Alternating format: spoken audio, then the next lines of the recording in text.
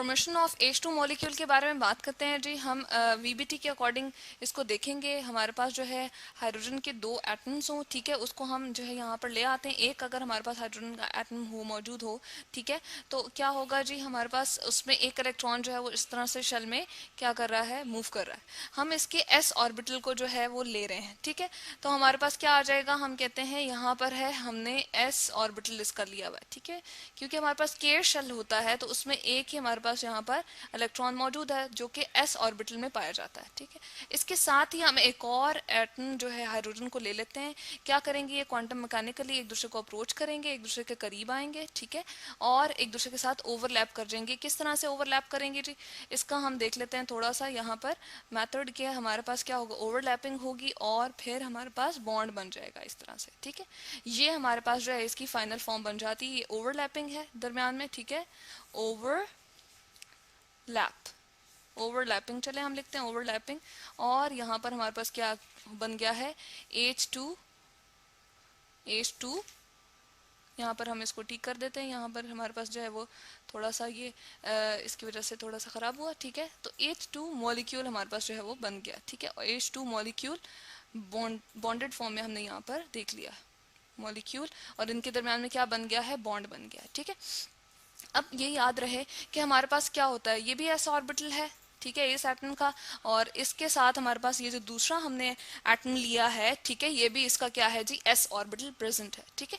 अब क्या होता है, s ऑर्बिटल एक h के लिए हम क्या लिखते हैं यहाँ पर, अगर हम इसकी कॉन्फ़िगरेशन को रिप्रेजेंट करें, 1h जो है वो क्या रख रहा है जी, उसका जो है वो 1s के अंदर, ठीक है, यानी कि एक ऑर्बिटल प्रेजेंट है ना, जिसको हमने कहा है 1s, उसमें एक इलेक्ट्रॉन प्रेजेंट है विद कौन सी स्पिन जी, इस वाली स्पिन के साथ, ठीक है।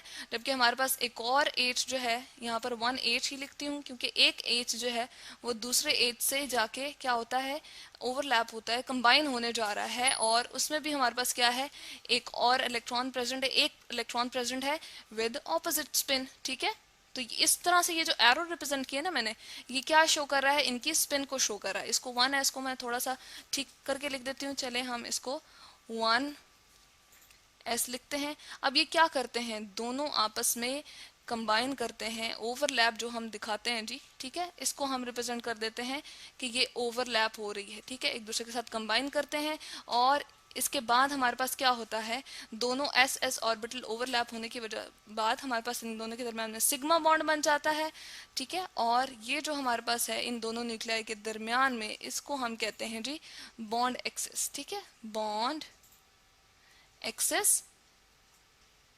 और इस ओवरलैप की वजह से हमारे पास क्या हमारे पास आता है जी, इसको हम कहते हैं SS। यहाँ पर मैंने जो लिखा इसको मैं ठीक कर देती हूँ, ठीक है, ओवरलैपिंग हमने लिखना है जी, ओवरलैपिंग। कौन सी ओवरलैपिंग, SS ओवरलैपिंग, यानी कि s ऑर्बिटल एक हाइड्रोजन का दूसरे s ऑर्बिटल ऑफ हाइड्रोजन के साथ जो है कंबाइन करता है, और इलेक्ट्रॉन की स्पिन जो है वो क्या नीडेड है जी, हमें ऑपोजिट नीडेड है, ठीक है, ऑपोजिट स्पिन होने चाहिए, दोनों एक ही एक्सिस में प्रेजेंट होंगे तो दोनों ओवरलैप करेंगे, SS ओवरलैपिंग होगी और हाइड्रोजन मॉलिक्यूल जो है वो हमारे पास जनरेट हो जाएगा, ठीक है। इसको हम कहते हैं HH बॉन्ड, यानी कि हाइड्रोजन और उसके दरम्यान में सिंगल बॉन्ड, यूं करके रिप्रेजेंट करते हैं, और फिर हाइड्रोजन, तो इनके दरम्यान में क्या है, बॉन्ड सिग्मा बॉन्ड है, ठीक है। सिग्मा बॉन्ड को जैसे हमने कहा था कि हमारे पास ये क्या है जी, स्ट्रॉन्ग बॉन्ड होता है as compare to pi bond, ठीक है, strong bond.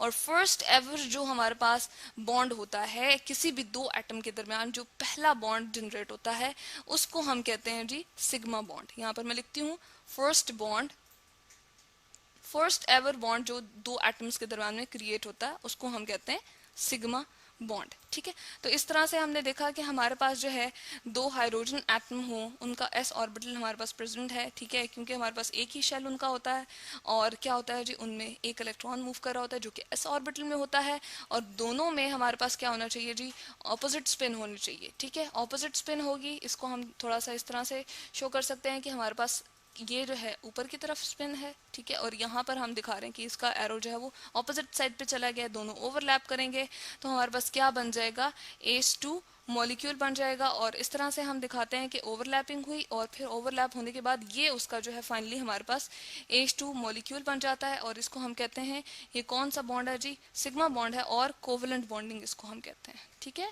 Covalent covalent bond बन गया, ठीक है, जिसमें हमारे पास क्या होता है, उनका हमारे पास जो ऑर्बिटल का एरिया होता है, ठीक है, वैलेंस शेल का जो लास्ट हमारे पास ऑर्बिटल होता है, ठीक है, वैलेंस शेल में जो हमारे पास उनकी ओवरलैपिंग हो जाती है और एरिया उनका जो है ओवरलैप कर जाता है, ठीक है, उसको उसकी वजह से जो हमारे पास बॉन्ड जनरेट होते हैं उनको हम कोवेलेंट बॉन्ड कहते हैं, जिसमें शेयरिंग ऑफ इलेक्ट्रॉन होती है, ठीक है। अब क्या होगा कि ये एक इलेक्ट्रॉन इसके ऑर्बिटल में मूव करेगा और ये इलेक्ट्रॉन इसके ऑर्बिटल में भी मूव करेगा। तो इस तरह से हमारे पास क्या जनरेट हो गया है, हाइड्रोजन का कोवेलेंट बॉन्ड, यहाँ पर हाइड्रोजन सेपरेटेड थे, यहाँ पर ओवरलैप हुए और यहाँ पर कोवेलेंट बॉन्ड हाइड्रोजन मॉलिक्यूल हमारे पास कोवेलेंट बॉन्डेड हाइड्रोजन मॉलिक्यूल जो है वो जनरेट हो गया। तो ये हमने बात की है जी formation of H2 molecule according to VBT।